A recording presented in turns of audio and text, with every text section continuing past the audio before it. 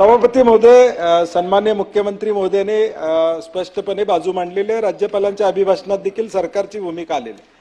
सभापती महोदय, मुख्यमंत्री महोदयांना माझं सांगणं एवढंच आहे की Nagpur Ratnagiri highway already existence आहे. हा महामार्ग जो जोडला जाणार आहे, आपण म्हणतो त्याला जोडणारे अनेक रस्ते आहेत की जे हे नागपूर रत्नागिरी हायवेला आपण जोडू शकतो.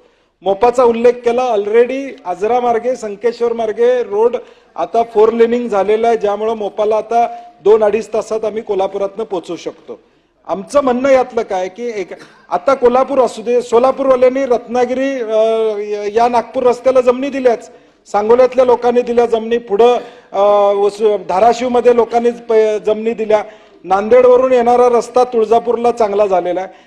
सन्माननीय मुख्यमंत्री महोदयांना माझी सभापतीमध्ये विनंती आहे की थोडा सकारात्मक दृष्टिकोन त्यांनी ठेवावा अशी आमची विनंती आहे. त्यांचा ड्रीम प्रोजेक्ट आहे त्यांचा. माझं म्हणणं काय की मुख्यमंत्र्यांनी आपल्याला सांगितलंच आहे सकारात्मक कोणावर लादायचा नाहीये प्रोजेक्ट, त्यामुळे बैठकीला आपल्याला इन्व्हाइट केलंच आहे. त्या संदर्भात डिटेल आणि तपशील आज महाराष्ट्रातले सगळे शेतकरी तिथं आलेले आहेत. कदाचित संख्या कमी असं पोलिसांचा रिपोर्ट येतो असतो मला माहित आहे, त्यामुळं आला असेल. तर माझी विनंती आहे मुख्यमंत्री महोदयांना की तुम्ही चर्चेला बोलवा. आता ते 550 लोकांना आज जर तुम्ही वेळ दिली, तुम्ही त्यांच्या भावना ऐकून घ्या. एकच बाजू तुमच्यापर्यंत येते.